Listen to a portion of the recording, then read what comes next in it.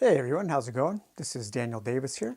Just wanted to give a quick introduction so you guys can put a face to a name. And I'm here with the DungeonDive.com and the Dungeon Dive YouTube channel. And just wanted to go over some of my board games and let you guys know what kind of stuff we're going to be covering here. I don't have a huge board game collection. We're not anywhere near somebody like Marco Wargamer who has, an entire history of board games in his basement with dozens of shelves.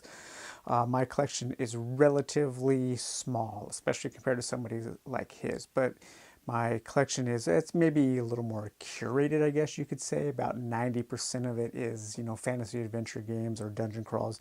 That's just the kind of stuff I like to buy. It's the kind of stuff I like to look at. It's the kind of stuff I like to collect, and it's the kind of stuff I like to play. So we're just going to go ahead and take a look at some of this stuff right now, and we'll go over.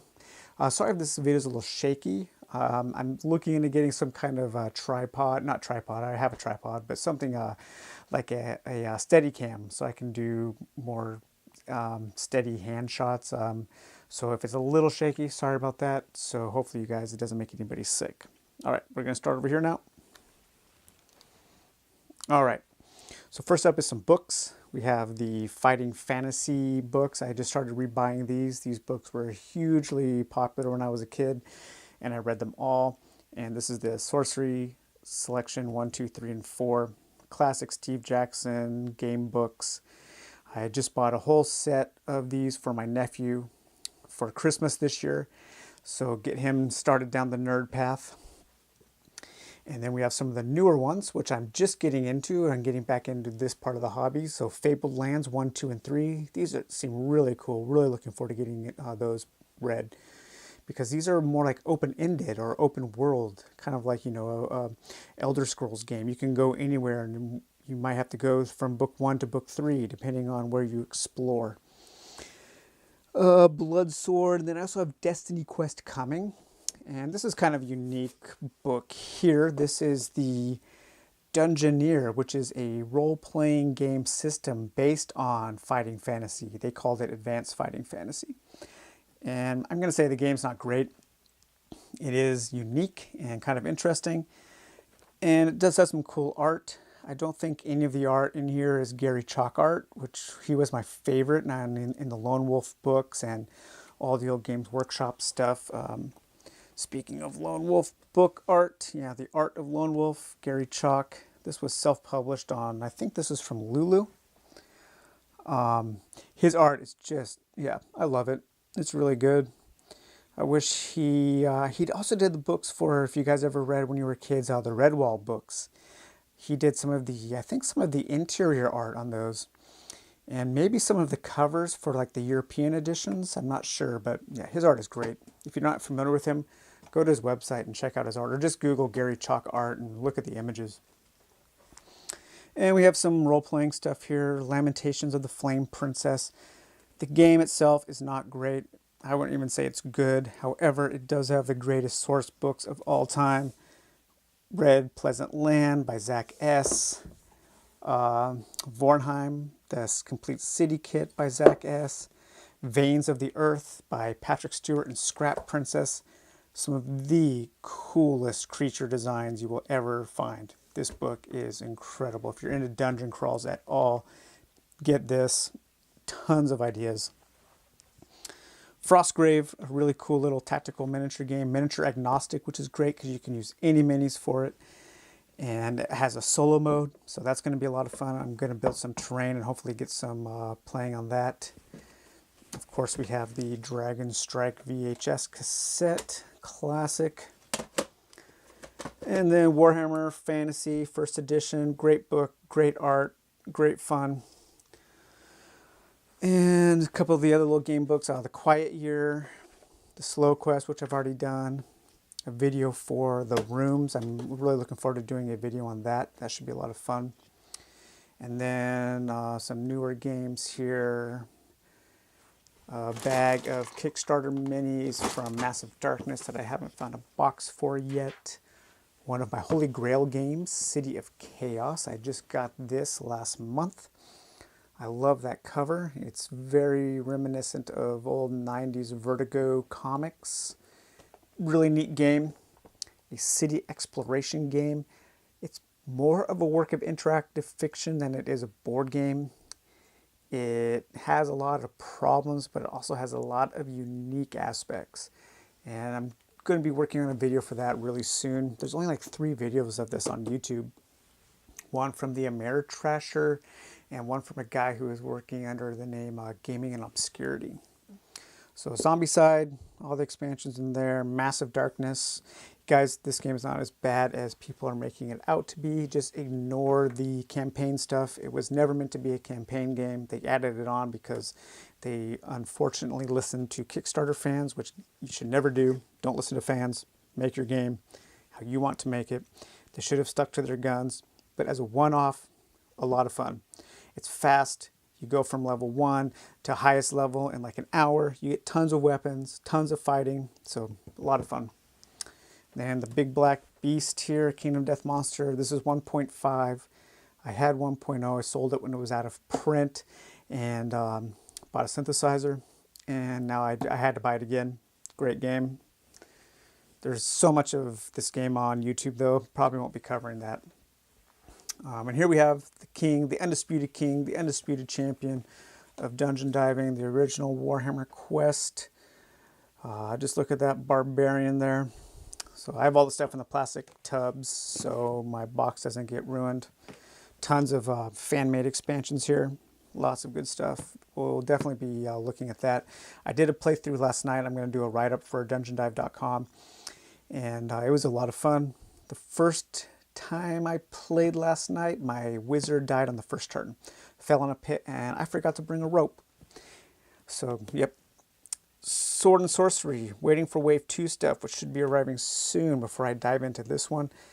It is really fiddly. Lots of little rules to get wrong and to forget. And one thing you guys are going to notice on my channel is I'm not the best rules person. So don't ever use my playthrough videos as a ways to learn games, because I get a lot of stuff wrong and it just kind of have to deal with it. I try to always rule to have fun first, but so I don't know. When I get to this playthrough, there's going to be a lot of mistakes. Gloom of Killforth, Roombound, the new 3rd edition, the solo rules, some Shadows of Brimstone stuff I need to put together still. Then up here we have some old school stuff, Dragon Strike, Classic Dungeon, Hero Quest, Broadsword. The new version of Dungeon, Dragon Quest, a box of dice, battle systems, dungeon terrain for making 3D dungeons. That should be a lot of fun with Warhammer Quest. And then let's go down here. So here we have, let's see, Super Fantasy. These games aren't talked about a lot, but I think they're pretty neat. Very cartoony, but they have some neat mechanisms and they're a lot of fun. 2 sets of that. Ugly Snots and Night of the Badly Dead. And then we have an old game, probably from the 70s or maybe early, 1980. Mystic Wood. Arcadia Quest stuff, Inferno, Normal, Dragons, Zaya, Legends of a Drift System. I finally learned how to play that with the new expansion and the solo rules. Very fun game. Millennium Blades, Darker Darkest, Defenders of the Last Stand.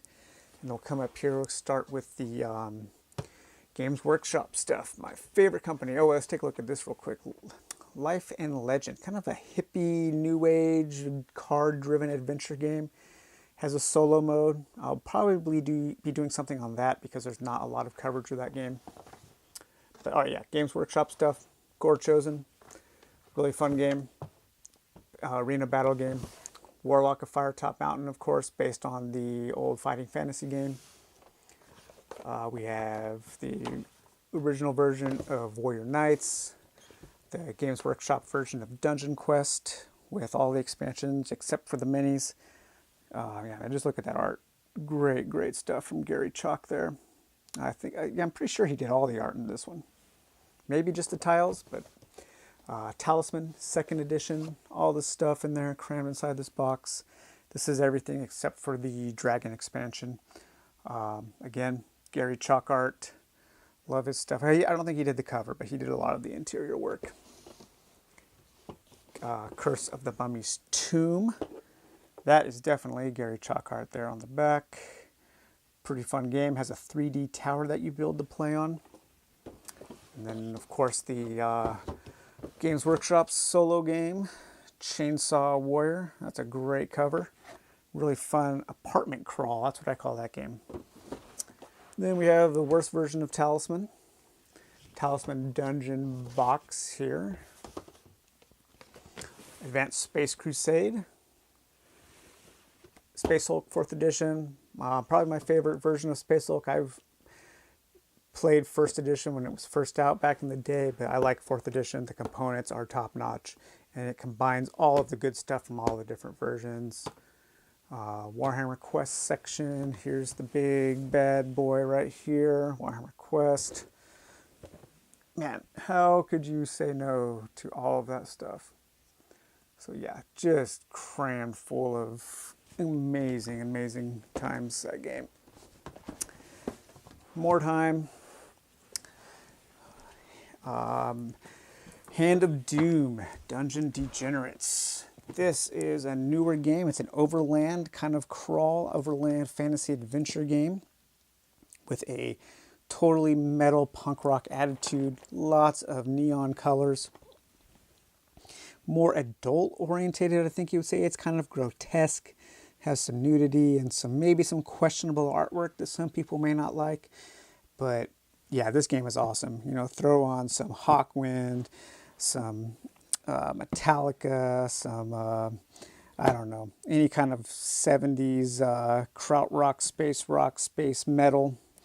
Throw that on and have a great time playing that. Looking for it. This game was really surprising because I thought it was just going to be a basic kind of roll and move like Talisman, but it's actually not. It actually has some pretty heavy rules and a really neat campaign system. So definitely we're going to be taking a look at that. Legends of Andor section, the most Euro of the fantasy games, but great art, great theme, great story, great writing. So all around a good game. And then over here we have some Dungeoneer, a criminally underrated game. I've got 4 sets, and we're going to be taking a look at that for sure with some of the unofficial solo player rules. Slamwich, great dungeon crawl game mixed with a sandwich making game. Let's see, Bang the Dice game. One of my few normal games, I guess. Warhammer Quest card game. Too bad that won't be getting any expansions because that was a lot of fun. Much better than the Bloodborne card game. This is what Wizards Academy, which seems really fun, but I have read the rules twice and I cannot figure out how to play. I don't know if it's me, I don't know if it's the rules, but I need to find out how to play this. Machina Arcana, Runebound 2nd edition, lots of stuff for that. Condottiere, bang for my buck, probably the best game I've ever purchased. Definitely not a dungeon crawl, but this game is super awesome. They cram so much into this tiny little game. We've played this, I don't know, maybe 100 times. Really, really good game. Ghost Stories, one of my all-time favorites. Doom, Lost Valley, one of the best exploration games ever made. If somebody were to retheme this as a fantasy game, it might be my favorite game. There's just something about this game that really captures the sense of exploration, just better than any other game I know of. Really, really good stuff. Something out of place here. The Dungeon Rooms from Games Workshop. Again, Gary Chalkart, love it. Dark Souls, the board game, very disappointing game. My favorite video games of all time, Demon Souls, Dark Souls, Bloodborne. But the game, as the rules are, just not very good. Maybe someday somebody can make some better rules for it, but waiting for Wave 2 of the Kickstarter stuff, so I don't know. We'll see. Secrets of the Lost Tomb. Right now, my favorite game. That box is really heavy. There's a ton of stuff in here, and in this. Yeah. Very heavy. All the expansions, even though they're all out of print now, which really sucks because this game deserves a bigger audience. It's kind of ugly. It's kind of a mess. It's kind of bloated, but there isn't a better game at capturing the pure pulp adventure that I know of. Then Shadows of Brimstone stuff. Just about everything, probably 98% of the stuff released so far, rule books, hex crawl, fan-made expansion, big minis, random stuff, all the tiles. This whole entire thing is full of deck boxes, full of cards. I don't know of any other game that has more cards than Shadows of Brimstone. Maybe a completely expanded version of Arkham Horror. Maybe. That's questionable. Assault on Doomrock. This is a lot of fun. A card-driven adventure game, co-op. A little long, but lots of neat ideas, lots of neat mechanics, good art, and good sense of humor. Myth. A flawed, very flawed, but very fun game. Similar in some ways to Gloomhaven in its card-driven tactical combat. However, I think it's more fun than Gloomhaven. It's definitely not as good, and it takes a lot of player input to get the good out of. But when it hits really well because of just how chaotic and frantic the fights can be. And then we have Conan and some other stuff. So I think that's about it. If you see anything that you want to play, oh, here we go. I forgot some. Yep, Prophecy. Talisman for Euro guys. Well, not really. It's Talisman with maybe a few more tactical decision points. Fun game. Got all the expansions into that box. It's also super heavy. Fury of Dracula, 3rd edition. Perdition's Mouth. Some Ryan Lockett stuff there. Dead Men Tell No Tales. This is a really fun co-op game set on a haunted pirate ship that is sinking. A lot of fun.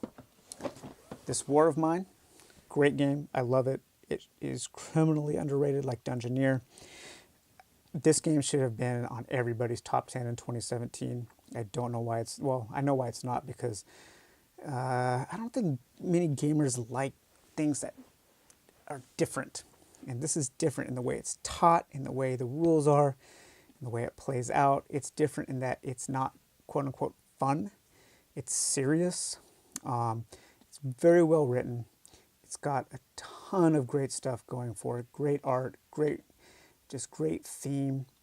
It makes you feel something that a lot of games don't. And I love the way that you play it and you learn it as you go.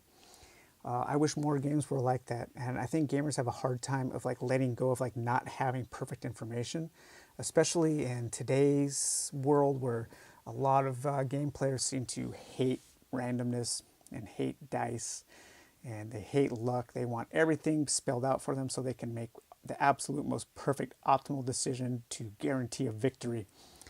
That is not this game, and that's why I like it. So then there's Mansions of Madness, 2nd edition, and over here, Dragon and Flagon, really fun, real-time kind of not real-time, but programming bar brawl, fantasy bar brawl game. Lords of Vegas, my favorite normal game. Puzzle Strike, Medieval Academy, and Acquire, one of the very first hobby games I ever got into as a kid. My family used to play that a lot. That's a lot of fun. So yeah, so I think that's everything now. So if you see anything here that you would like me to do a video on, let me know. If not, we will just be kind of working through some of this stuff over, I don't know, the next year or so. So, well, I hope you enjoyed this introduction video, and I hope you have a good day. Bye-bye.